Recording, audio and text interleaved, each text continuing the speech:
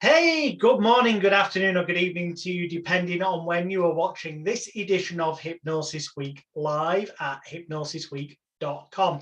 To the side of me, depending on which way this comes out, is the gentleman I will be interviewing today. All his details, as always, will be below the speaker symbol you see on your audio podcast platform, or right below the video on YouTube, Vimeo, or all the other video platforms where this will have been uploaded. Please be sure to, after this interview, not during, pay attention during, but then straight away afterwards, dive over to www.rexsikes.com. That's REXSIKES.com. And you don't need to be a mind reader to know that I'd like to welcome to the show this week the man himself, Mr. Rex Sikes. How are you doing, sir? I am so thrilled and happy to be here. You do such a prolific work, and the volume of output that you do and the way you contribute to all of the different viewers and readers and listeners is amazing. So I'm quite well, and I'm pleased to be here. Thank you so much. Well, you are, as ever, as busy with so many things. We're going to dive into them individually, but as an overview for anyone who's been asleep and not noticed in our community, you've got a best-selling book out called Life on Your Terms, Create the Life You Want. Tap that title into Amazon up, it'll come, read the reviews. Well, in fact, don't save time, just go and order it. But if you like to read reviews before you order a book, read them and it speaks for itself. We'll come to that in more depth later. You basically, if you tap your name into Google, the key things that jump up is that you are a pioneer in NLP, neuro-linguistic programming, that you have got a background in film production, television. And well, rather than me explaining to everyone, can you tell us your journey that got you to where you are now? Best-selling author, master of NLP, motivational speaker. What was your journey? Because you, at one point, you were just Rex Sikes that was born on this planet. Well, the short version is I was born, I am blessed, and here I am. The slightly longer version is my parents put me into acting classes when I was about dancing and acrobatics and acting classes when I was 3 and 4. I started as a dancer and acrobat and then graduated in acting, not with the hope that I would have anything to do with that as a profession, but just as a way of saying, let's have this kid exposed to some other things besides, what he would normally be exposed to. Mm-hmm. Fell in love. I absolutely fell in love. And by the time I was 6, this is where it segues. I had been raised Catholic at the insistence of my grandmother, who was Catholic. My parents weren't. So both my sister and I were raised Catholic.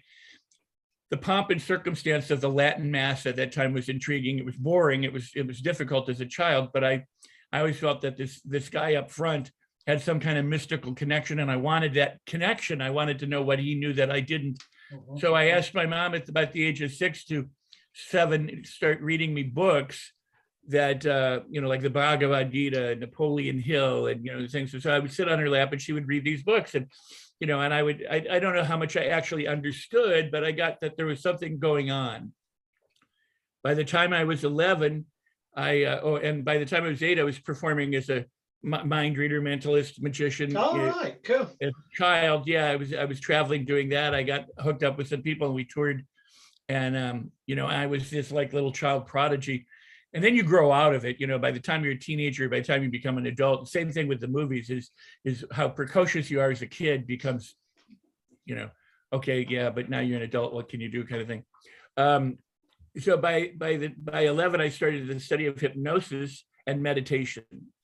And I studied stage hypnosis and hypnosis with some fairly renowned stage hypnotists in the United States. And I worked with Pat Collins and helped teach her some of her private classes, and I worked for her for a couple of years. And but I continued the journey. When I was 18, I became professional in the Screen Actors Guild as an actor, and shortly thereafter, within about the next 5 or 6 years, I was involved in NLP and all sorts of stuff. I had a crisis in my life when I was around 24, 25 that lasted about 2 years. And the end result, I write about it in my book, but the end result was I locked myself in my own apartment and refused to go out until I could face the world again. And so I used hypnosis, I used meditation and visualization and affirmations. But that's really when I discovered what made it all work for me. And I've been teaching it ever since. And so I'm now 66. I was about 25. So that many years later, that has been my journey. So what I discovered in that room, and I call it directed questions, is that, questions direct your mind. You asked me a question like, what started my journey? I hope I answered that question. I don't go, I was abducted. Oh, no, yeah, you did real well. But you know what I'm saying? I mean, in other words, if I said where you get your shirt, you probably know. Where if you don't know, don't remember, you say, well, it was a gift, or I'm not sure, but you stay on topic. You don't go, I play baseball. Yeah. Because of how we communicate. So when you pose a question to your brain goes to search for the answer. You, of course, know that that's called transderivational search, and that it will continue to work long after the conscious mind gives up. So, tip of the tongue phenomenon, what's that person's name? I don't know, or I'll forget about it an hour later or whenever it pops into your head. It was, it was Alex, it was Jonathan, it was, but that's what I discovered sitting in this chair. Was I would say, why did this happen to me? And I would feel bad. And I go, is anybody ever going to like me again? And I'd feel bad because I'd lost all my friends. I destroyed my career. I lost a romance. I'm like, what did I do to deserve this? How come I screw up all the time? And I just kept feeling worse. And at some point I realized I didn't want to know why I screwed up. I didn't want to know what was wrong with me. I wanted to know how I could get better. So I started to say, what do I have to do to get better? How quickly can I get better? I don't want to know how long it's going to take. I want to know how soon it's going to happen. And as I started to change questions, I started to get relief above and beyond anything I had done with affirmations. Because with the affirmations, I sit in the chair and go, I am confident. And half of me would go, no, you're not. You just totally screwed up. I could do anything. Well, yeah, you can mess your life up. That's for sure. But, but by asking questions and saying, wow, I wonder how soon I can begin to feel better. And when I feel better, what's the first things that I'm going to think and feel that make me, live joyously?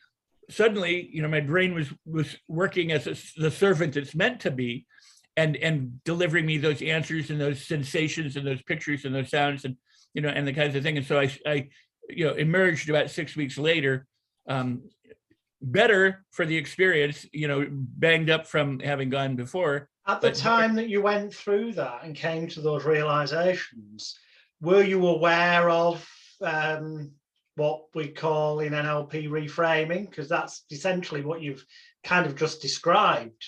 I mean, I was familiar with NLP and stuff like that, and hypnosis and suggestion. I mean, so yes, but and yes, it is a reframe. It's actually a shift from looking at it one way to looking at it another way. Repositioning it in my head, reframing it, reassigning meaning to it, and even reassigning a cause to it. Instead of saying that the world screwed up, I go, I will take responsibility for this. So if I take responsibility for it, then I can fix it.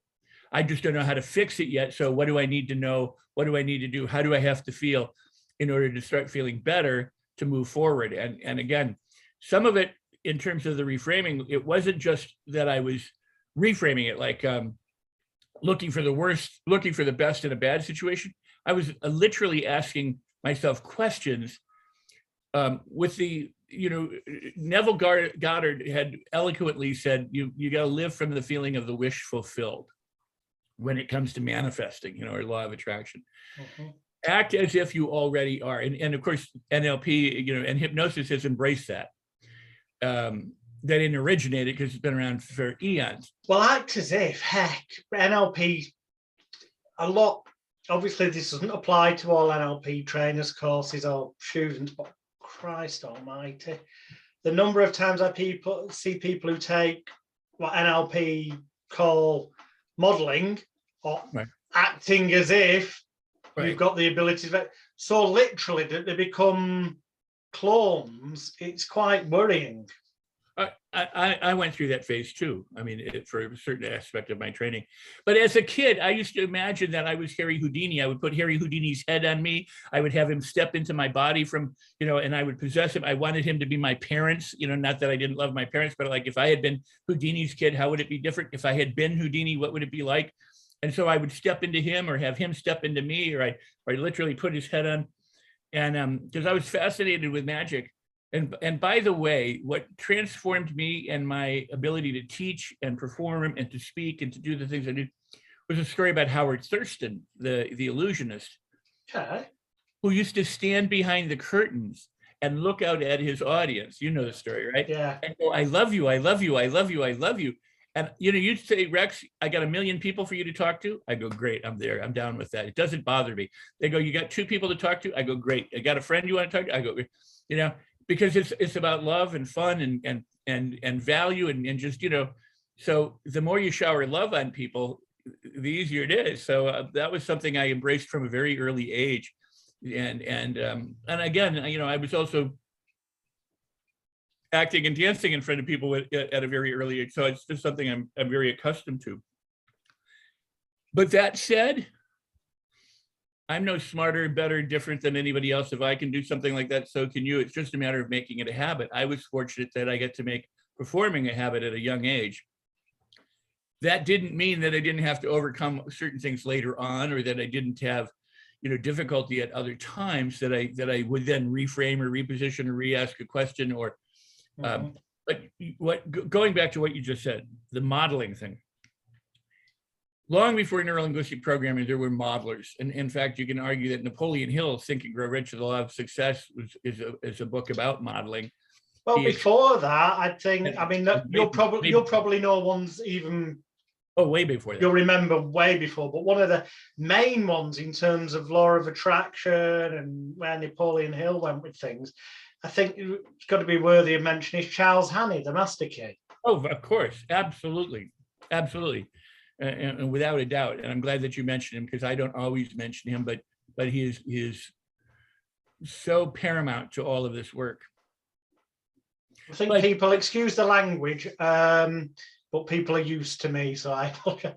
I think a lot of law of attraction stuff that's been commercialized more so to make money rather than help people has bastardized what was in Napoleon Hill and Charles Hannay, and I think the real core is back then.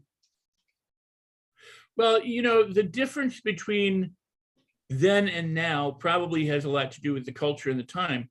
They didn't have the internet. They didn't have telephones. They, some had phones, but they didn't have motion pictures for a while. They didn't, and then they did. They didn't have radio, and then they did. A lot of stuff came about.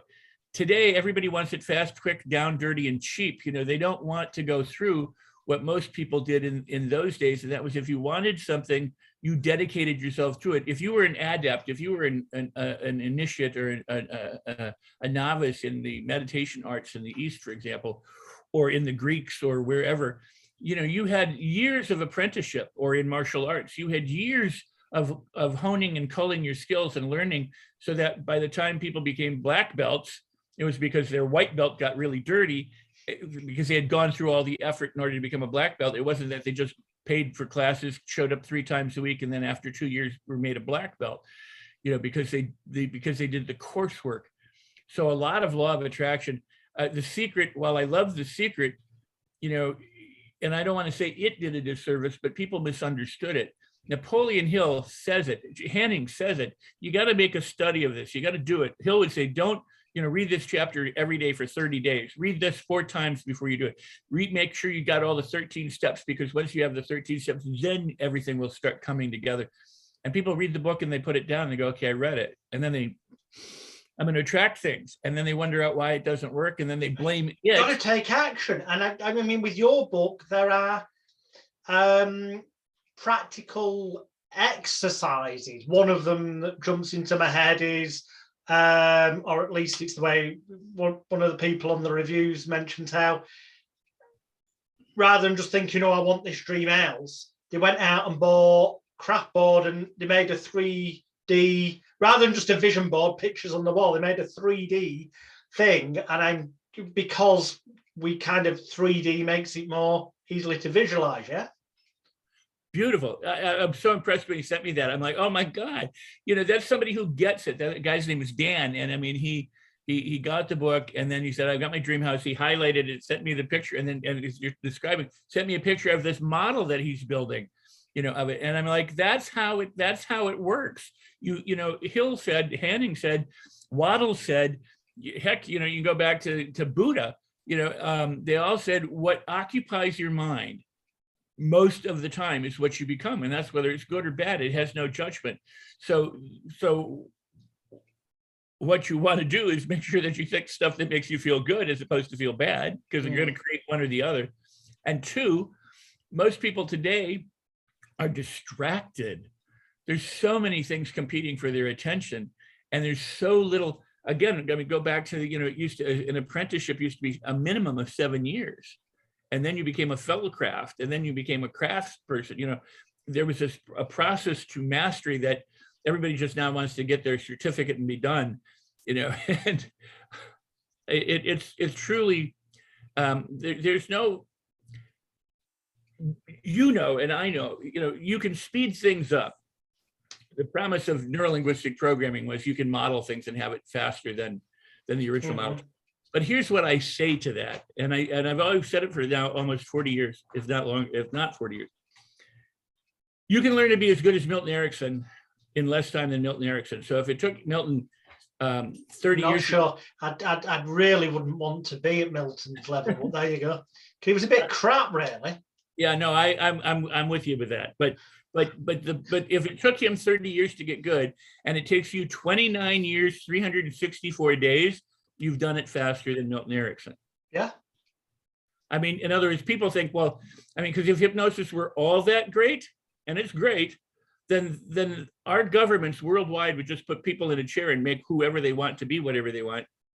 They kind of do on some levels. Well, on some levels, but I mean, if it was that great, you could have a brain surgeon go, under hypnosis, somebody who's never operated and put them under hypnosis and have them be a brain surgeon tomorrow, or a professional basketball player tomorrow. I mean, there are things that come with experience. Oh yeah. You can have the mindset of one, you can develop the confidence perhaps of one, but in order to actually, benefit from the skill, you have to have failure as well as. Well, that's one thing I was going to ask you, but what's your view on this? And I think I can guess based on what you've said so far, but NLP conventionally talks about possible in the world, possible for you. If we're modeling, if one person can do it, you could do it too, which personally I think is complete and utter bullshit. There are limitations, nowhere near to the level most people negatively put upon themselves, but there are some things that some people are just naturally, for example, physically cut out to be better at than other people. And no amount of NLP techniques is ever going to turn certain people into that level of sports person in a certain sports field, for example. Well, agreed. And here's the way I tend to address that, and I'll go back to Napoleon Hill for that matter, and we could go to other sources as well. But Hill said, if you believe it, you can. If you can conceive it and believe it, you can achieve it. And then he added anything within reason.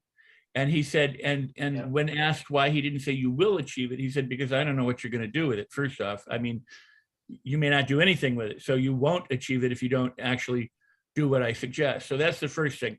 But if you do what I suggest, then it's possible for you within reason. When I first started studying him, as a kid, and then even later as an adult, I was like, well, that's kind of this, default of, well, then if I don't get it, I don't get it.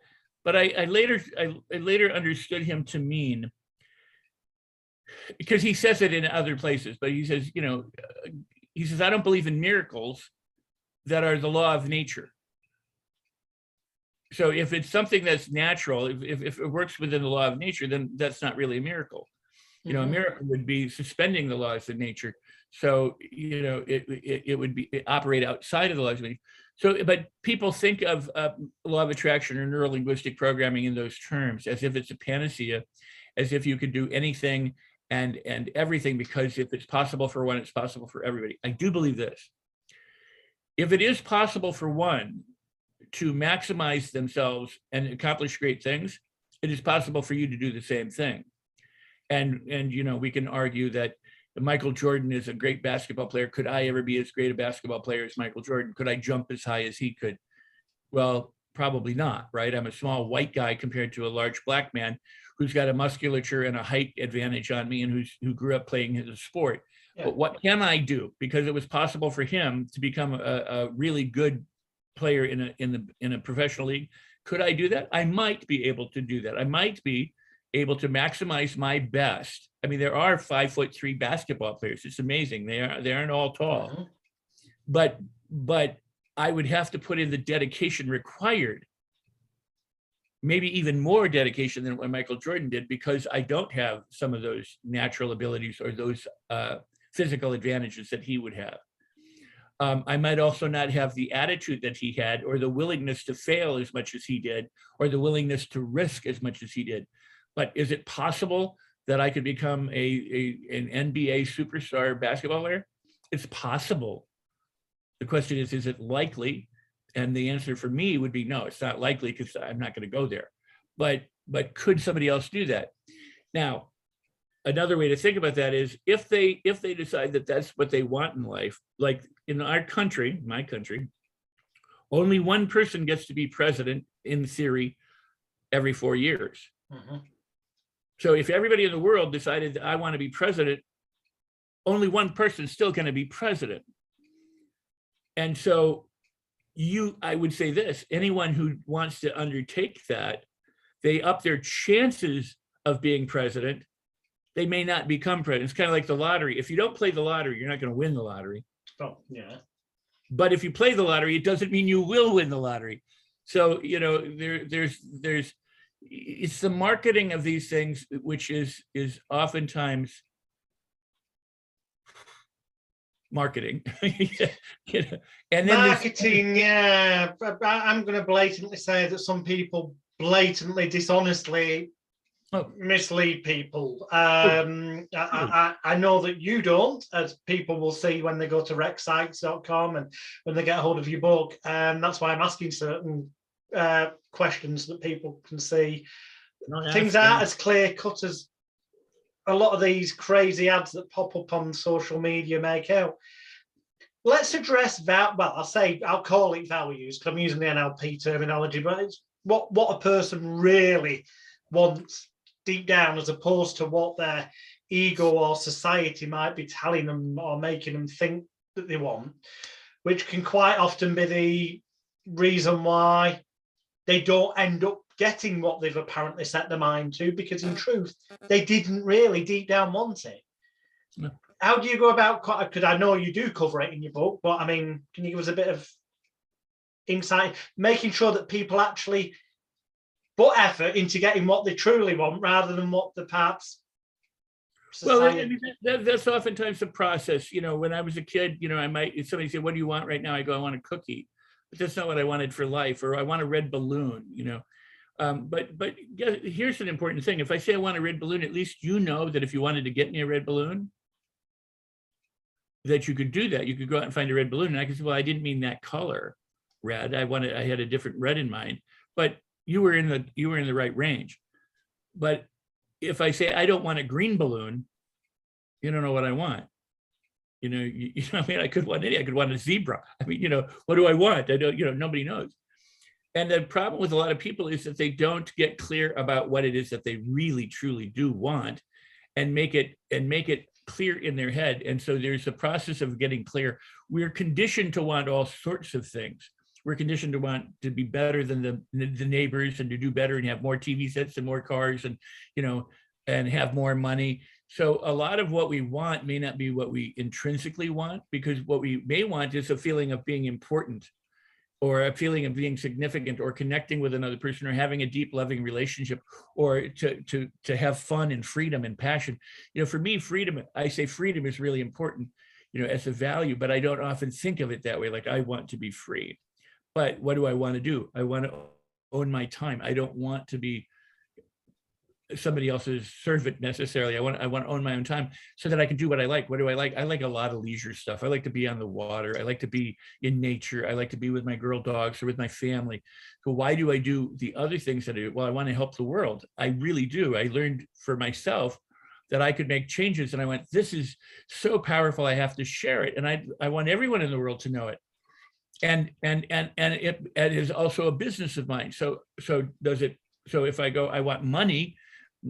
The only reason I would ever want money is so that I could spend more time with my dogs on the water and have leisure time. I don't really want money, but there are some people who do, but getting clear on that. So I've never done anything for money in my life. I mean, it sounds like I have, but I've never really, if somebody came along and said, we want you to do a commercial, but you have to, it goes against your values. It doesn't appeal to me. I can't do it because it's not me. It has to fit with me, because I'm not free if I then lend my name or image or something to something I don't believe in. And now I've enslaved myself or shackled myself to something I don't care about. And I personally can't do that. So I've got to ask you, because it's jumped into my head, because you've got a background in acting and film production and TV and stuff, but acting in particular.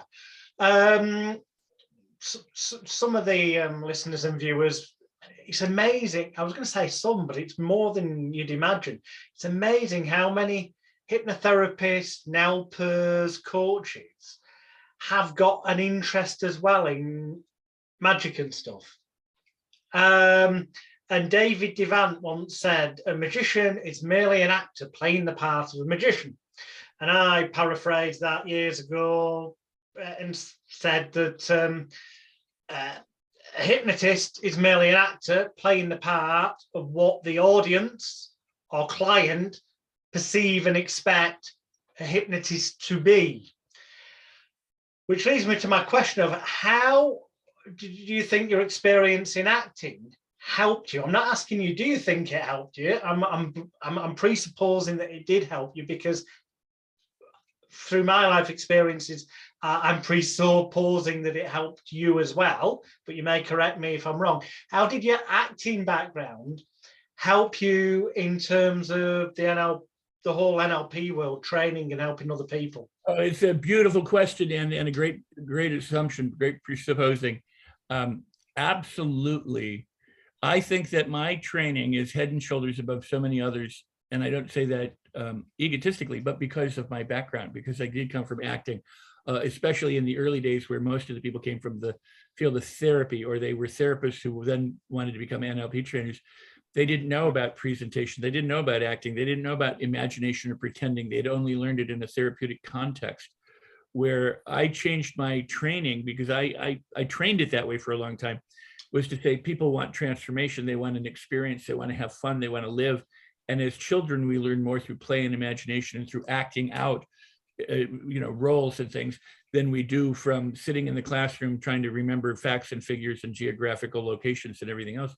So I transformed my workshops into where we were moving and laughing. We did laughter meditation. We had dance. We had body work. We had people rolling down hills and spinning. All at the time in the 80s, people say, you're not taking this seriously. You're making a mockery of this. And I'd go, yeah, but my people are transforming and they're better than your people. And I don't mean that in a competitive way, but because they're transforming, it's their DNA that's transforming, not their head, just their thoughts. And they laughed and they, made fun of me and, they criticized me in books and things like that. Now, almost all the big guys, NLP or otherwise, do what we were doing back in the early days. They dance, they sing, they high five, because they understand about anchoring too, about having positive states and being in a positive state while you're learning. That's what acting taught me. In other words, I could change from being sad to happy very quickly before neurolinguistic programming. I had to learn the process of going through emotions and being able to convey them for a camera or on stage. But the difference between me and a lot of other actors was I wanted an on and off switch. And that comes from one of my primary acting coaches, whose name was Lillian Chauvin. She's passed away. She remained a friend in life for me till her death.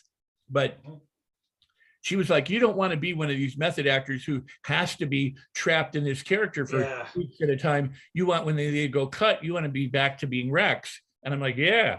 So that's what I learned. I mean, I studied method deeply and profoundly. I studied the most painful aspects of acting.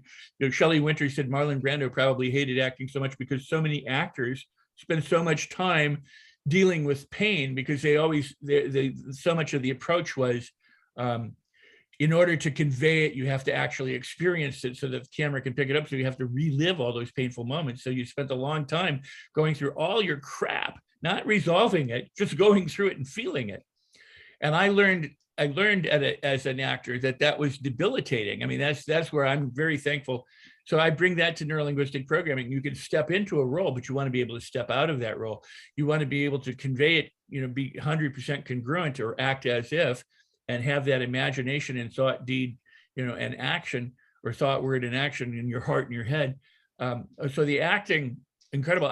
Even as an actor, prior to getting involved in all this, I told everybody, I said, I don't care what you do, you need to take acting lessons. It'll help you as a pianist, it'll help you as a librarian, help you as a lawyer, because it's about communicating, it's about being believable, it's about being congruent, it's about learning to do things. And here's what a lot of people miss.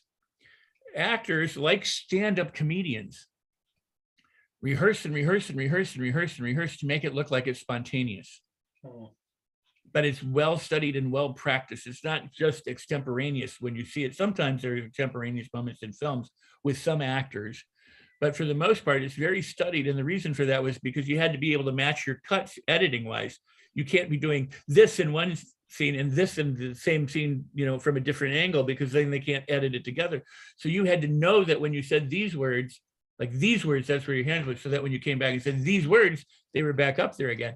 And so you had to systematize your behaviors, and you had to learn, how to do it, and then practice it so well that you didn't have to think about it, because when you're on the set, there's lights, there's cables, there's people, there's 35 people in front of you here, there's people back there, whatever, and you have to be focused on the person in front of you, and you do your task. That ability to focus and concentrate, that ability to drop into that moment and then relive it as if, because if you have to be really angry or really happy, or there's a lot to it. And some of the best acting is doing nothing.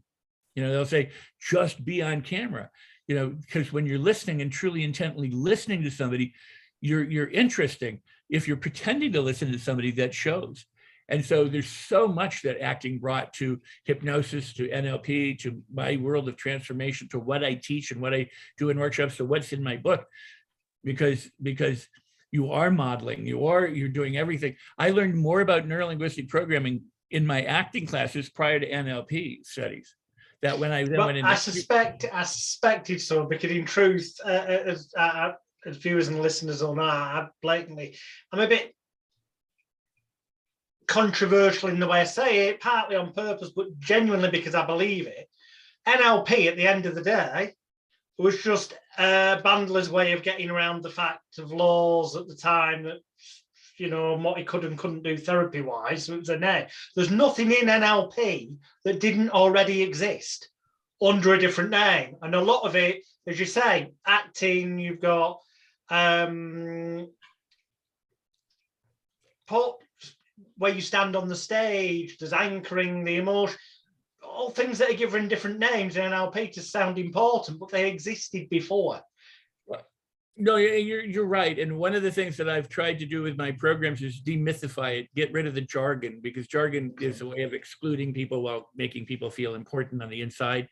But to get rid of it, we don't have to say visual, auditory, kinesthetic. We can say picture, sounds, and feelings. We don't have to. As most people do on the street, yeah. I mean, I yet to meet somebody who goes, my kinesthetic sensations are traversing my inner pathway. So you just make it palatable. But I don't disagree with anything that you just said. But going back to something you said before, because I think it's important, and I've addressed this a lot in over 30 years. And I've addressed it recently a lot in clubhouse rooms and things like that. And that is, the field of NLP is very murky and very muddy. And anybody, I've known people who've never stepped inside a program that say they're a master practitioner or trainer of NLP. They've never studied anything. They've never even read a book. They just like the terms, or they fast track, their certificates, and, it's murky. So I have, in the 90s, I came out with an article, how do you research an NLP training? the bottom line is do the legwork, go ahead and look at it, look at who the people are, check the Better Business Bureau if there is such a thing, in their neighborhood, get testimonials, speak to people. There's a whole, I can't address everything now. There are people who should challenge you. You don't just want the easy way. You don't just want the person who's close to you and convenient. You don't just want the person who's cheapest. There's a lot of different reasons to get training, and to go for the best training that you can, and to investigate the trainings that you're going to go into, because you want to know. I've spent money on trainings that were bogus. And at the same time, because of who I am, I felt that I got something from it. I've spent money on really, really good trainings and got nothing from it because I didn't apply myself. So, it really is up to the student or the practitioner or the participant to do it. Now, going to the book or going to the training or going to what NLP is about. I have said decades now, and people get, especially NLPers get mad at me, I go, NLP is nothing. It doesn't exist. It's a concept. It's like a bag of tools. It's like a carpenter's belt, tool belt. Yes, there are things on the tool belt, but they don't do anything or on their own. It takes the carpenter to use them to make them work. You can have my book. I used to do this as an actor. People say, what's more important, the actor or the screenplay? And I would take a screenplay and I'd throw it on the ground and to go, act. And it does nothing. The screenplay just lies on the floor. In fact, it doesn't lie on the floor because that's making it sound like it's doing something. But the screenplay is on the floor and we're looking at the screenplay on the floor. NLP is the same way. It doesn't do anything. It takes the human to make it work. And yes, it's been synthesized from everything. You can go back, and I've done this repeatedly, where you go back through history and you go, there's submodality. Oh, there's this. Oh, there's that. Oh, there's this. That's why I said, or you said, Hanel, modeling, NLP claims to be the first to kind of model. Well, in a synthesized way and in a packaged commercial 1970s, 80s way. Yeah, they were ahead of the game in many ways by reintroducing people to things that had been all around the world. They managed to put it into one tool belt. And that's a good thing.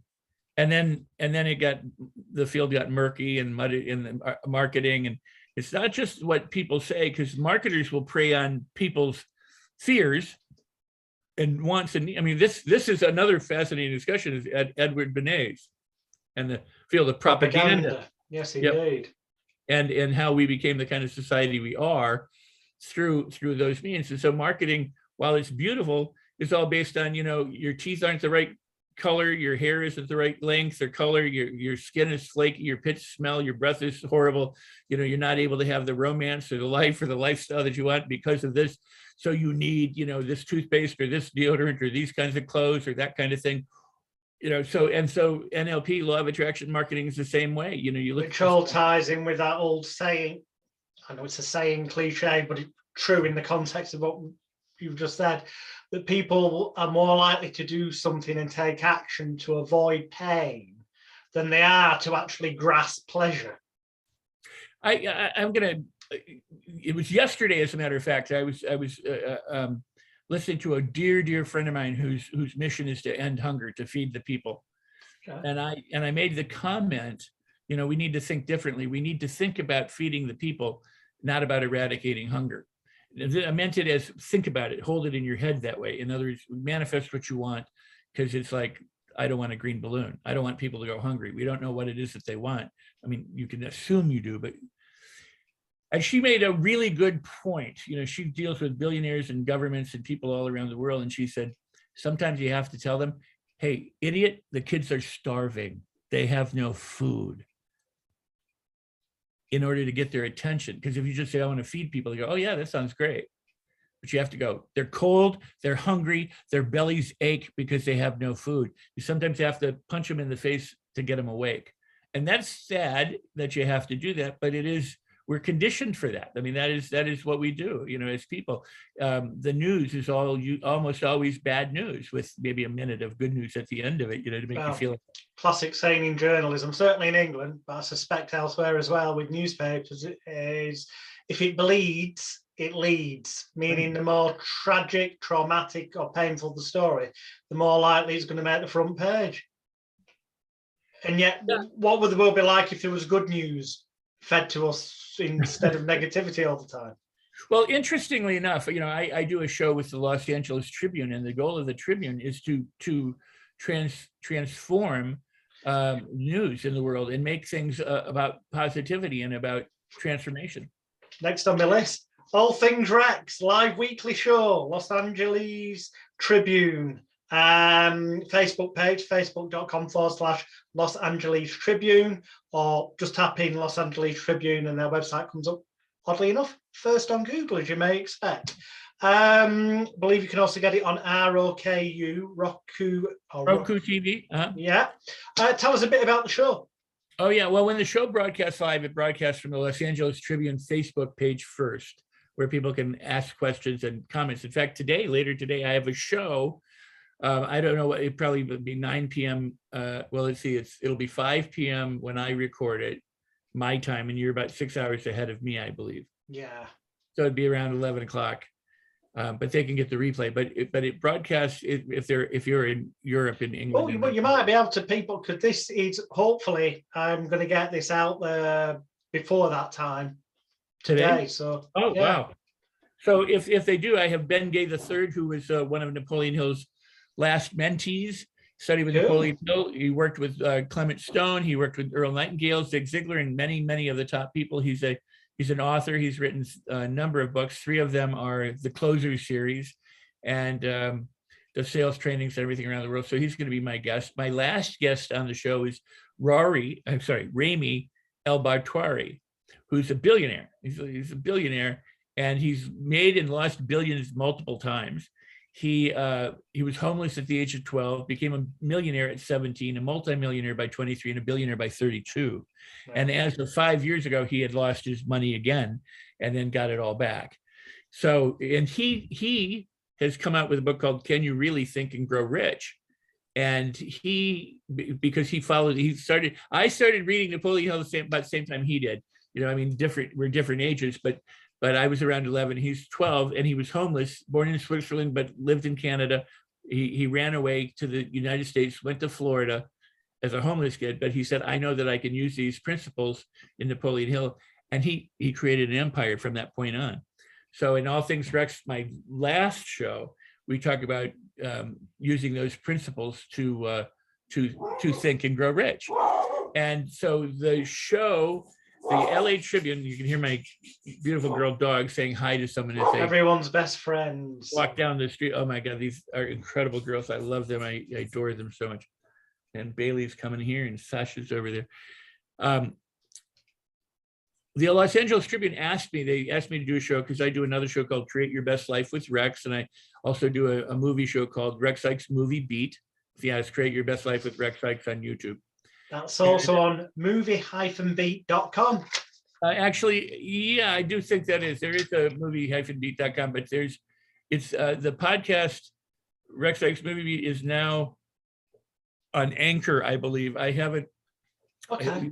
It used to be on Blog Talk. It used to be, you know, on Apple, and somehow they managed to screw the whole thing up.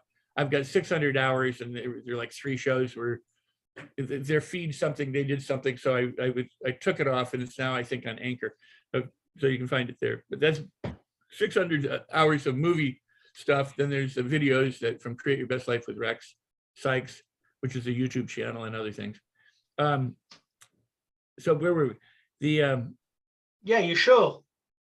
So All Things Rex. They asked me to do a show. They came to me and said, "Would you be willing to do a show on the Tribune? You know, using your background in inspiration and NLP and law of attraction and whole brain learning, blah blah blah, and your entertainment, and combine it." And I said, "Yeah, absolutely." They said, "Would you start this Thursday?" And I'm like, "No." "How about next week?" I'm like, "No." So I said, "Give me a month or so. I want to make sure I find the perfect guest." So I thought, well, who do I know that I would like to do the show? Do I want it to be entertainment? Do I want it to be inspirational? Ideally, I'd like it to be both. And a few days before I said I would do the show, a publicist, this is what the law of attraction I love. A publicist friend of mine who I've known for many years through Rex Sikes Movie Beat, emailed me, said, "Would you be interested in this?" And I looked at it, read it, and went, "In a heartbeat, yes, put me in touch." The day that my show was debuting is the day that their movie was having a red carpet premiere. And the movie was called Altitude, Not Attitude. And it's the story of Michael Workington, who was a 22-year-old surfer who fell 3 stories when he was 22 and was made a quadriplegic for life. Maggie Avila is an actress who learned about Michael and his story, who he's now in his 40s, learned about his story and decided to do a documentary on him. So the documentary was having their red carpet premiere the day that my show is premiering. So they said, well, this is fantastic. We can just broadcast from the red carpet. So they got me Michael and Maggie, who have since become friends. And the show went live that day with them. Perfect, because Michael is now he's a wealthy financial advisor who travels the world in his specially made wheelchair to accommodate his quadriplegic body, helping people and doing good around the world. And Maggie is this director, actress who's been helping people for many. I just contacted her the other day, said, hey, there's another story here. Maybe you'd be interested, and let's talk. So we need to be talking about it. Somebody else who's a friend, and see if we can make a documentary about this other person. But so the show premieres, right? And the CEO of the Los Angeles Tribune is an incredible man, a leader himself. It's called Mo Rock. And he wanted to stay for the debut of my show. So he said, I have an event I'm supposed to go to, but I'm canceled. I'm not going to do it. I want to be here for your show. Turned out the event he was invited to was that red carpet premiere for the movie. Excellent. And I mean, look at how this all comes together, right? So he's there. The friend that invited him has become, I mean, this world got very small, but we debuted the show, I don't know how many months ago, 6, 7 months ago. And we've done a show every week. We recently had Les Brown. He's, the #1 motivational speaker in the world. Alex Flynn, who's from your country, from England, just died in November. It's very sad. My blog the other day, I want to talk about Alex for a moment, if you don't mind. Yeah, go on. Alex Flynn was my 3rd guest. My first guest was Michael Workington and Avi and Maggie Avila. My second guest is the accidental gangster, Ori Spado. This is the mafia crime boss who went to prison and came out, rehabilitated and said, I want to dedicate the rest of my life to philanthropy and helping people avoid a life of crime. Wrote a book called The Accidental Gangster. He's become a dear friend. But I talked to him this morning. He called me about, he's in Los Angeles. I'm in the Midwest. So about 5 o'clock a.m. his time and about 7 a.m. my time. And we spoke for a half hour, 40 minutes. We talk almost every day. A beautiful man. And then my 3rd guest was Alex Flynn. And Alex was a barrister in your country who developed Parkinson's at 36 years old. And he decided he was not going to let this stop him. So he began doing physical challenges. He started doing marathons. He's circumvented the globe more than twice with the number of miles he ran in marathons. He said that there was a push-up contest where the most push-ups recorded in history was something like 5,900 push-ups or something like that. He said, I blew my shoulder out at 3,700 push-ups. I'm like, get me to do 10 push-ups. He did 3,700 push-ups and blew his shoulder. He did all of these things because he said, what happens with Parkinson's is that the world gets smaller. There's fewer and fewer things that you can do. It's not about the tremors. It's about the fact that you can't move. So getting up in the morning or getting out of bed or putting your feet on the floor can be excruciatingly painful. He said, I'm not going to let that dictate my life. It's, I'm going to live my life the way I want to live. So he started challenging himself physically and continued to do so. So he's the 3rd guest on my show, probably this past year, and I'm going to say April, May. I don't know when it was. I don't remember the date. His goal was to climb Mount Everest next year. So this year he was going to climb 3 different mountain peaks for training for that thing. And so he had been training. And on November 8th, he surmounted Miraj Peak in Nepal. He got to the top and then suffered a fatal heart attack. Folks. And his memorial is there in England, somewhere in London, somewhere, on the 15th. It's in my blog. I think we're going to publish it in the Herald, in the LA Tribune today or tomorrow. They're going to do an online tribute. You can attend virtually by emailing a request. The family wants to continue his pursuit because everything he was doing was to highlight this disease and to raise money for its eradication, essentially. And sadly, he did die while doing his mission. You know, he in the execution of his mission, he passed away, and very sad because he had become a friend and just a lovely, lovely, lovely person.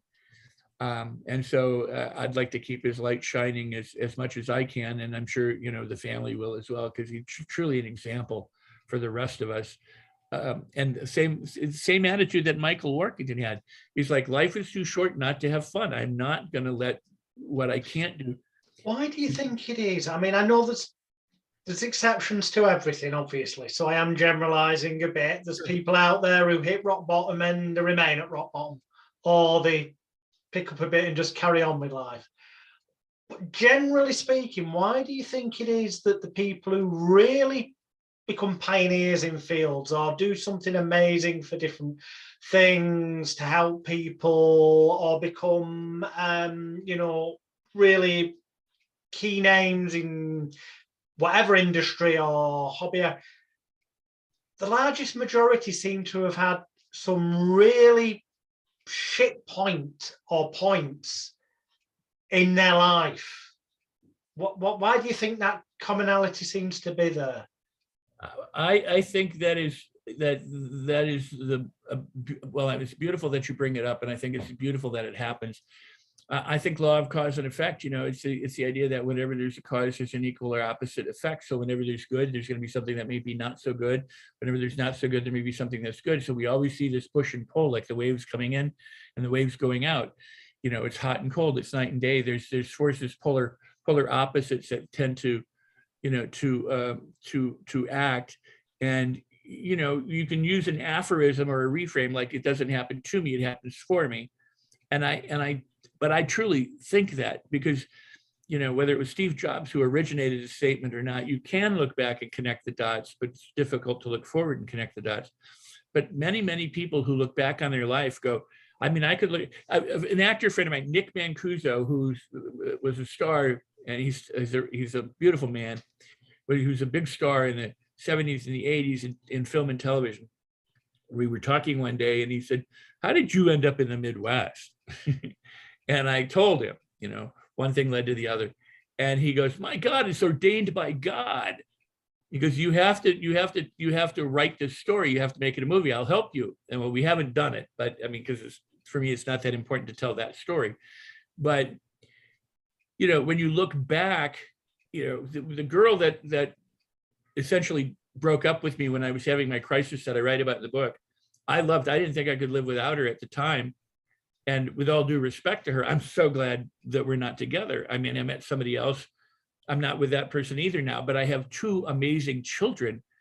And you say, well, you'd have had children with other people. Yeah, of course. And I probably would feel the same way about those kids too. Even my kids would say that when I was a kid. I go, I love you more than anything. They go, well, yeah, you're dad. You have to say that. I go, yes, but you are who showed up. You're my gift in the world. You are the what the universe has blessed me with. You have your destiny. Don't you're not my kid. You're your own person, kind of thing. But you're my gift. Mm-hmm. Napoleon Hill, of the 520 people that he modeled, get this, he said toward the end of his life in 1970, in this other book, Think and Grow Rich with Peace of Mind, he said only one of the 520 people actually had a great life, and that was John Burroughs, the naturalist. He said because he sought peace, but everybody else sought money. And he said because they just wanted money and didn't know how to handle it, some of them then became alcoholics and drug addicts when things didn't work out. Some killed themselves, some went to jail for crimes. Their kids were basket cases in many because they inherited money they didn't know what to do with. So they didn't learn how to live better. But of those 520, before they got rich, they also underwent incredible hardship and incredible difficulty, like Remy, made and lost fortunes, or like Michael becomes a quadriplegic, or Alex gets Parkinson's. It seems that in order to unlock our potential and to get out of our own conditioning, the cultural conditioning that we have worldwide, is it sometimes, takes a huge flashlight which I think is what COVID is, which I think what's going on politically in the world is right now. It's an opportunity for us to go beyond and to transform and to find the silver lining inside of things that seem otherwise not necessarily good. I agree with you to a degree, but unfortunately, I'm going to throw it out there, but if people Google the Great Global Reset and look at the American and UK government websites, I'm not on about conspiracy theory websites, I'm on about the United States government's own website and the British government's own website and websites around the world of governments. Search the Great Global Reset and also the phrase Build Back Better. And notice the weird coincidence of how all these world leaders together keep coming out with the phrase Build Back Better, because it's short, sweet and pithy, just as Edward Bernays would have said in his book Propaganda. It's to condition to the fact, and then look into what the Great Global Reset really means and come to your own conclusions, whether or not it's about freedom or whether it's about controlling us all. Well, I don't disagree with you. I do think that there's a whole, there's a handful of people who run the world. Let's just put it that way. I mean, there's this oligarchy of extremely hidden, very, very wealthy people who own the shipping lanes, the transportation lanes, the oil industry, the food industry, the travel. I mean, you name it. It's all carved up. It's all, and whether there's a explicit conspiracy where they all go, let's carve up the world so that we all have the power and everybody else doesn't, or whether it's an implicit one that just is let's each maximize our resources, and somehow because they're like a good old boys club, or you up level your friends when you change your income and things like that. Sometimes you have some old friends and they fall away, or I don't know. I mean, I'm not gonna venture what it is. I know that the day that lockdown happened in this country, I gave away training. I just said, look, if you're gonna be locked up here, use this training so that when you come out of the lockdown, you have better skills and abilities and talents. Excellent. Of all. But here's the good and sad news. Think of it this way: 97% of the population, 98% of the population has no plans for retirement. If something happens tomorrow, they don't have the money to do it. They live paycheck to paycheck, or they don't have any money at all, or they're infirmed, or they're in poverty. 97, 98% of the country, so world. 1 or 2% of the population has more wealth than all of the rest of the population combined, right? Yeah. I give away a program. Let's say I give 1,000 programs, so I'm just giving you a number. 200 people will use the program. We think about, think in terms of 97 or 98%. The rest don't use it, don't apply it, don't do it. They get it, they got it on their shelf, they don't open it, or they open it, they get it. We are conditioned that way. I mean, people have been conditioned for a long time. So the fact that there's continual conditioning going on right now doesn't surprise me in the very least. And there will always be the opposing force. And, we entered 1984 before 1984, and we just never have admitted it. So I don't disagree. I still think it's an opportunity. Viktor Frankl was imprisoned in a concentration camp, wrote Man's Search for Meaning, said, you don't have to let your experience define you. Gandhi said, you can torture me and imprison me, but you can't take away my imagination. You don't have to let your experience define you. And there are other people who exemplify that. Sad part is that 97 or 98% of the people will allow it to define them because they don't know any better. And that's why the people who are suffering the most, like what you just said, why is it that these people have these cataclysmic things that go on to do great things? It's because they decide, I need to do something to contribute to the world. I have to change. I have to help things transform. It can be better. Build back better would be an incredible phrase. I said, don't go back to the way we are. Let's come back better. If it had positive intent and stuff behind it, then yeah, it'd be fantastic, wouldn't it? Well, I don't want what we had. I want something better, but that may need, in other words, if I've got a faulty house, the foundation is horrible and the walls are cracked and everything, sometimes you have to have that house removed or fall down or destroyed so that you can build a new one in its place. And here's a weird out with their angle on this then question for you. Okay. Sigmund Freud, or I like to call him Sick Mind Fraud. I agree with you.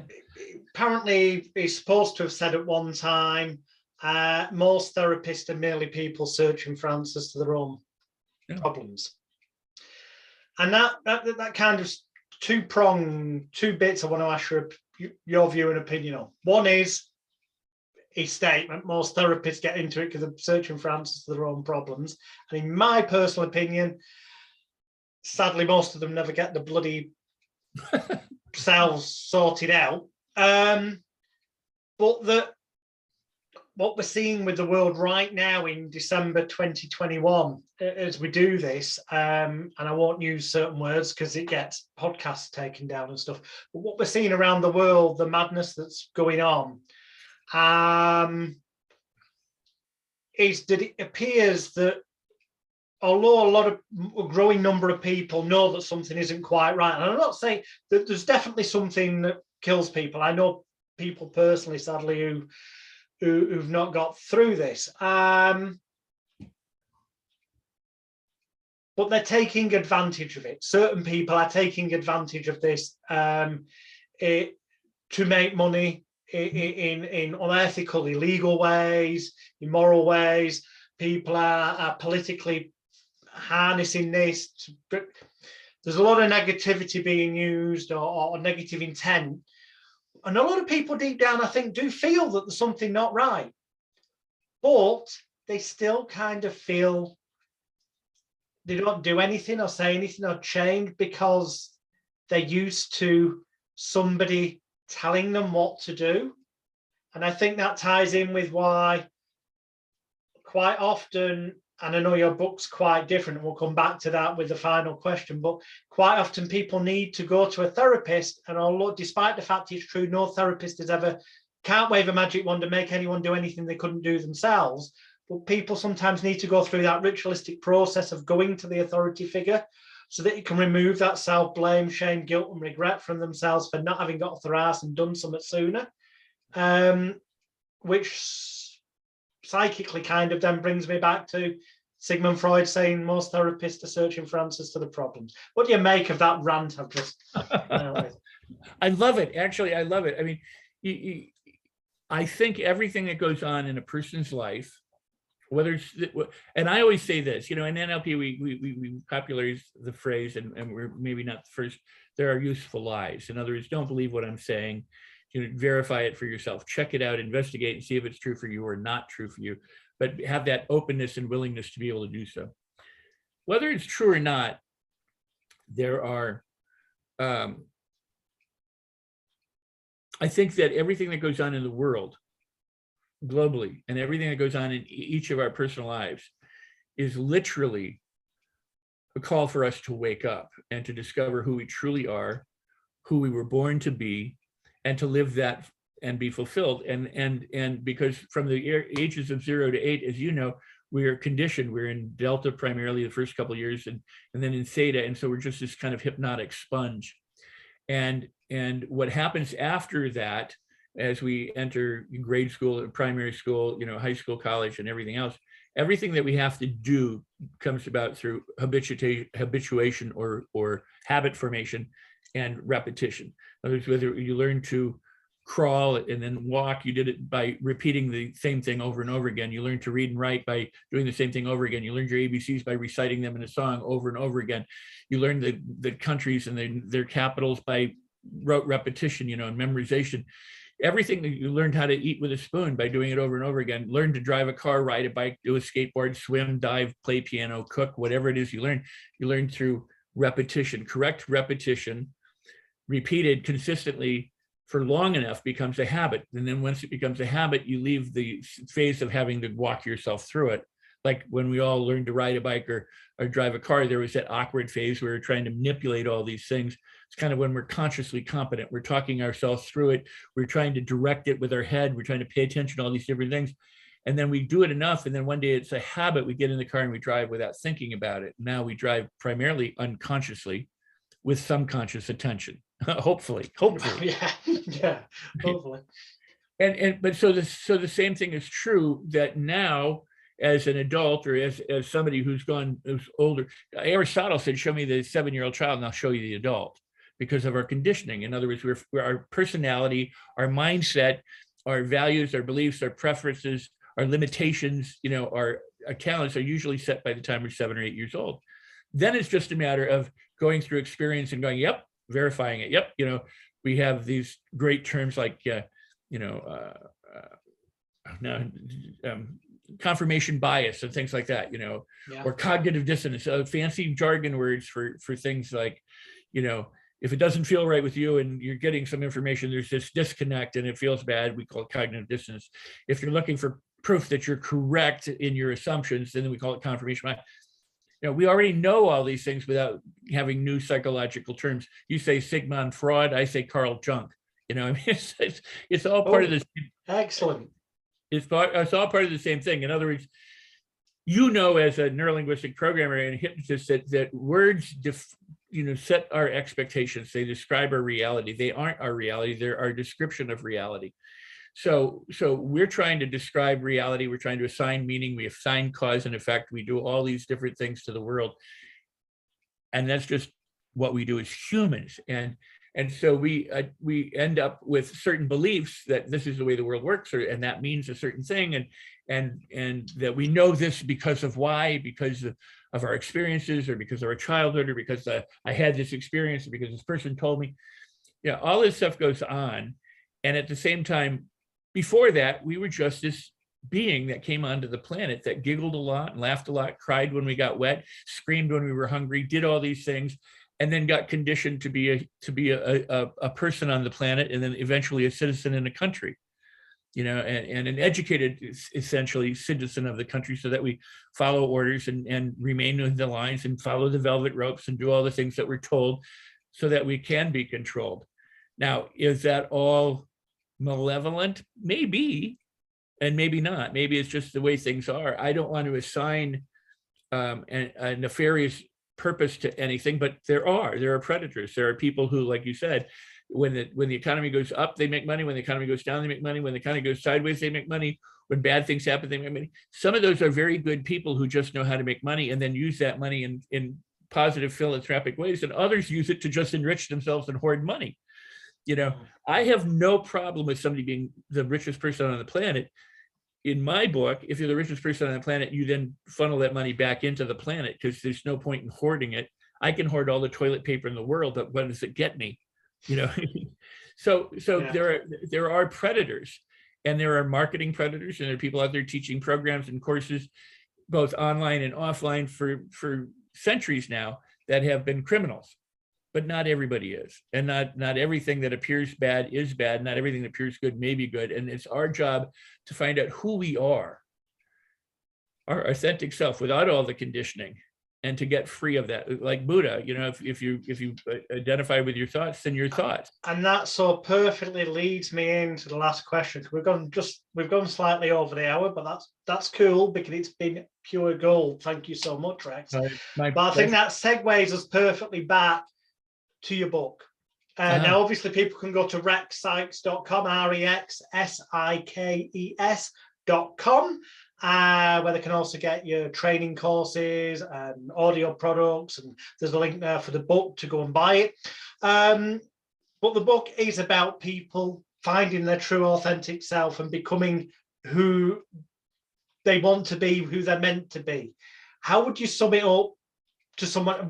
What is it that makes it different from those myriad of self-help books that, I mean, you've already told us there's one thing that it's got in common with other self-help books, and that's nothing's going to happen unless you get off your ass and put it into action.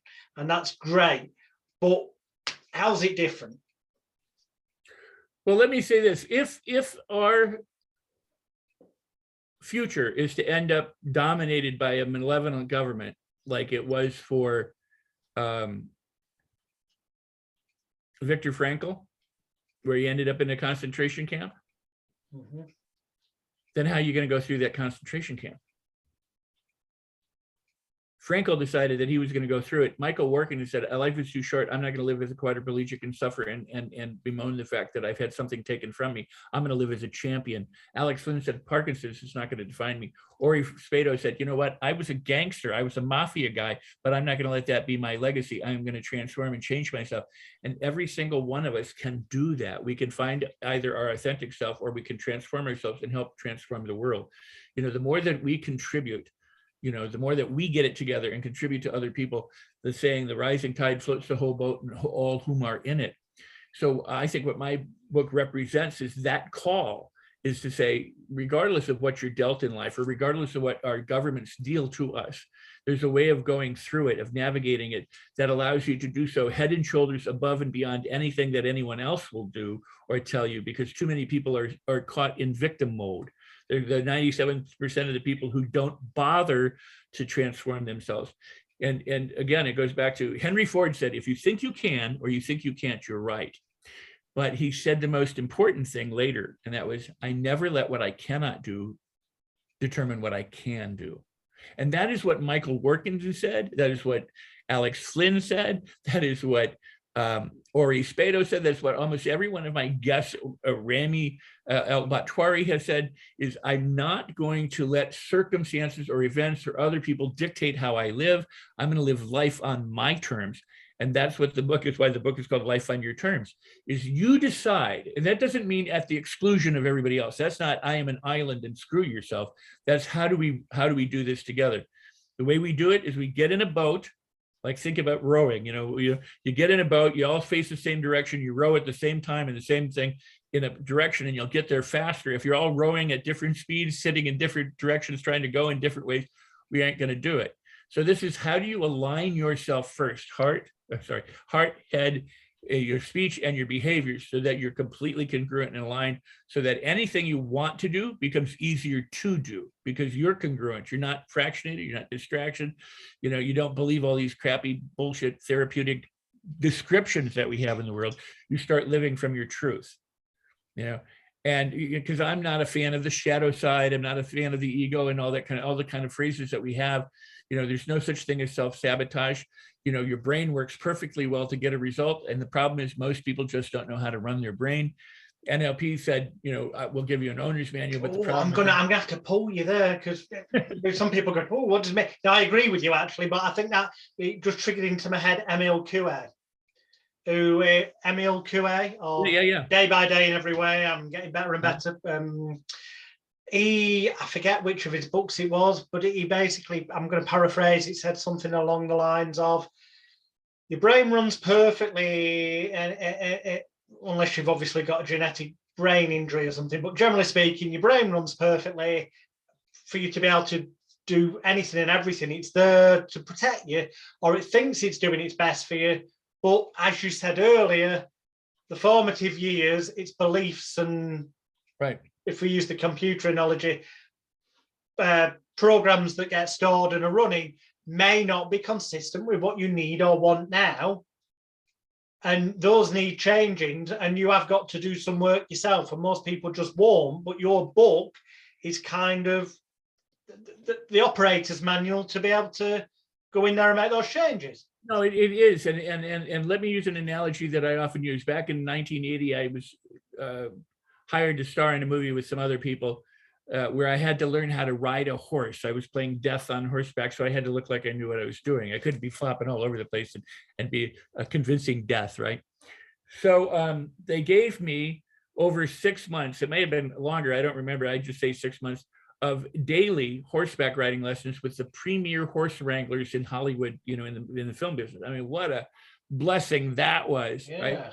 So that on the first day of shooting, one of the wranglers rode up to me and said, "You look like you've been on a horse your entire life." And I was like, yes, that was my goal, to look really good.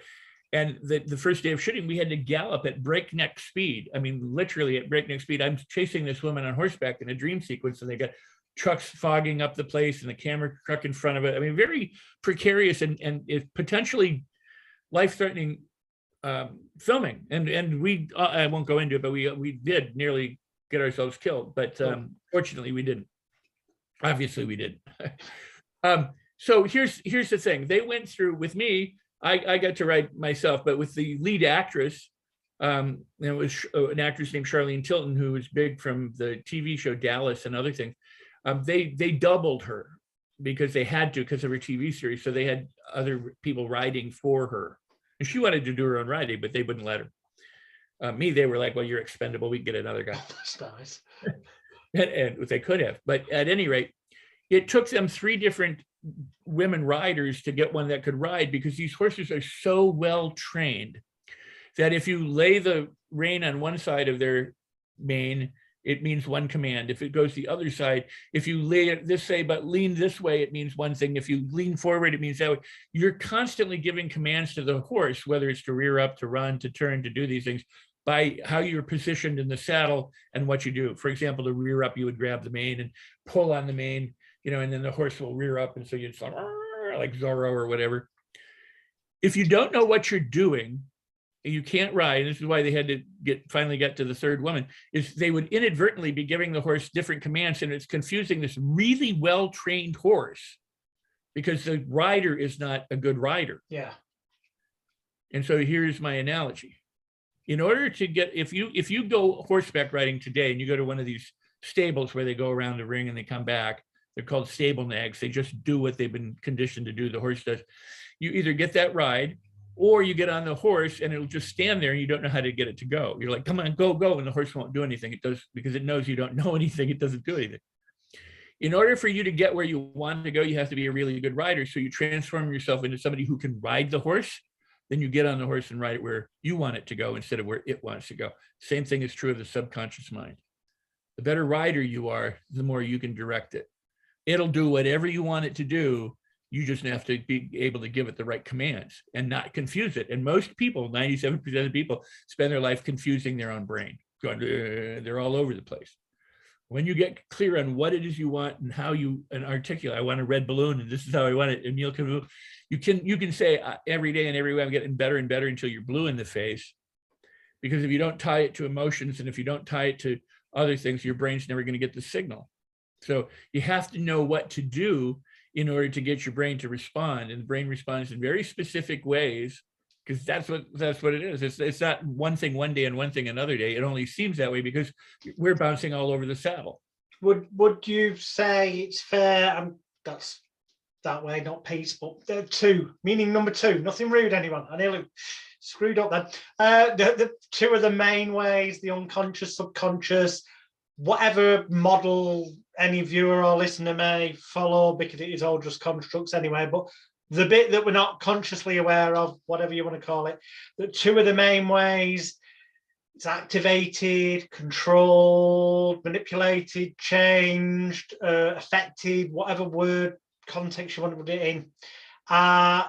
It's through emotions, stroke energy, and through symbolism, imagery. Oh yeah, yeah.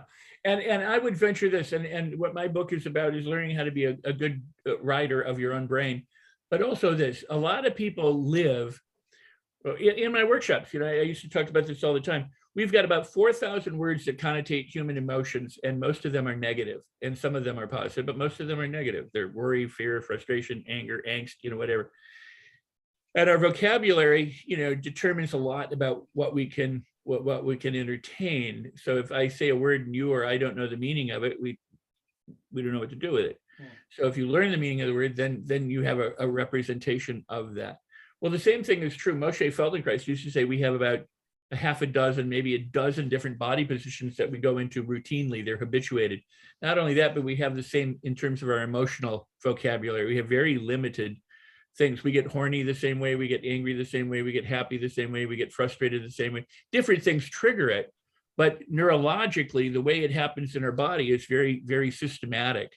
Whatever triggers it, there's the neurons fire, and then there's a sequence to what chemicals and what order it happens to that. That's why you can tell you're getting frustrated, or you can tell you're getting angry, you can tell you're getting sexually aroused, or you can tell you're getting, curious, because you know what those signals are, and they can either happen deliberately because you want them to, or haphazardly or inadvertently. Okay. what most people miss is that they live life the same way, going through the same 5 or 6 emotions most of the time. It's like, as long as they're okay, if it's not too bad and they're in their comfort zone, fine. But they don't really get outside their comfort zone, and they don't really explore different things. That's why in my workshops, I had little old ladies and men rolling down hills. I'd have them eating with the opposite hand, or walking blindfold backwards through, these mazes and things like that, to play like little children, to captivate the joy of learning. Because as kids, we learned more just by being outside, playing with, running after butterflies and looking at birds and watching the same movie hundreds of times, but as if it were new each and every time, going, wow, whatever it was.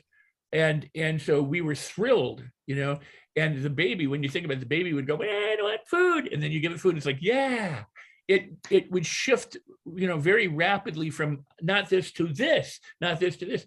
And we have this kind of thing of, if it's not a problem, don't fix it kind of thing.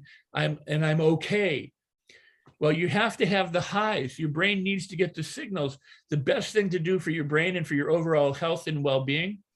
And I have a product, it's called the Attitude Activator. But the thing is, and the reason why I did that was because attitude is the #1 predictor for success in health and healing and longevity, as well as every other area of your life. The better your attitude, the more optimistic and powerful your attitude, the more apt you are to heal, to experience health, and to live longer. Because we know that when we're thinking negatively or feeling negatively, we're also squirting hormones and chemicals that depress the immune system and cause us stress and create disease and disorder. So the best thing that any one of the listeners or viewers can do is to listen carefully to this, because this is very apt to the world we live in now in December 2021, with a certain illness going around the world. Aside from perhaps taking things like vitamin C and, other stuff that's good for your immune system, how's about positive state of mind, as Rex is going to tell you, and you can learn more in his book, Life on Your Terms, because then that will help your immune system. Well, and just so people know, I'm not saying don't go to a doctor or don't not get vaccinated. Oh, no, of course. Yeah. It's whatever you decide, but you can assist it. We know that Travis Air Force Base did a study back in the 70s, 157 cancer patients, and that's where a lot of this came from. Back when I was doing my early work in the 80s, there was only about 100, maybe 150 studies on expectations, the placebo effect, visualization, health, and healing. Now there's something like 40,000 studies that continue to verify that what you expect to happen, while it may or may not come true, you create the likelihood for it. So if you think it's going to be hard, it's more likely that it will be hard. If you think it's going to be bad, it's more likely that it will be bad. Not that it absolutely will be, but it will be.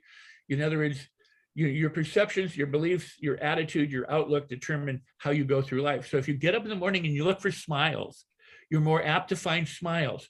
Might you find a frown or two? Absolutely, you might. In the same way that if you get up in the morning looking for frowns, you're more bound to find frowns than you are, but might you find some smiles or two? Yes, you absolutely are. Good things can happen to bad people, and bad things can happen to good people. So forget about that. Just live joyously. The more joy you experience, the more optimism you experience. Positive thinking is not, as has been popularized, there are no weeds, there are no weeds, there are no weeds. Positive thinking is, I can handle the weeds, I can make my garden beautiful, and if I can't do it, I can find somebody who can. In other words, it's not about ignoring fanciful thinking. It's about going, I have a workaround here. If, as I said before, you end up in a concentration camp like Viktor Frankl, the question becomes is, how do you go through that experience? Do you buckle and whine and complain and become, there are people who got through these experiences, and lived to tell about them, and some didn't. And it is with anything, two people can go through similar experiences, and one lives a victim all of their life and goes, you'll never believe what happened to me when I was 13. The other one goes, you'll never believe what happened to me when I was 13. I went through this horrible thing, and if it hadn't been for that, I wouldn't be the person I am today. So you have a choice. Dog shit or diamonds, or dog crap or diamonds, just in case. And you could choose. You choose. Which one do you want? Dog crap or diamonds? And I say wisely, I hope you choose diamonds. Live happy, live joyous, live in gratitude. And guess what? Your experience changes. And that's what Life on Your Terms is about, is living life on your terms, creating the life that you want, and then allowing other people to do the same, so that we cooperate and collaborate together in making the world a better place. Excellent. Jonathan, thank you, Rex. Can I just say thank you so much for your time. Viewers and listeners, as Rex has so correctly pointed out, you have choices. You could just finish watching this or finish listening and do nothing, or you could actually visit the links that will be below this video or audio, and while you're there, grab a copy of Rex's book, and then when it comes, actually read it, but more importantly then take some action and see those changes start occurring. Rex, it's been an absolute pleasure. You're a legend. Thank you, sir. You've been awesome. I so appreciate this. I love this, and thank you. And anytime. I mean, it has been an amazing experience, and I love how you've led me through the experience today. Thank you. Thank you. Boys and girls, please do me a favor. Click like on YouTube, Vimeo, Anchor, all the podcast platforms. Share this video or the audio version far and wide, because this will help you, your family, your friends. This is not just for therapists, this one. The content of this one is basically for every human being on the planet. Thank you very much, Rex. Thank you, viewers and listeners. Goodbye. And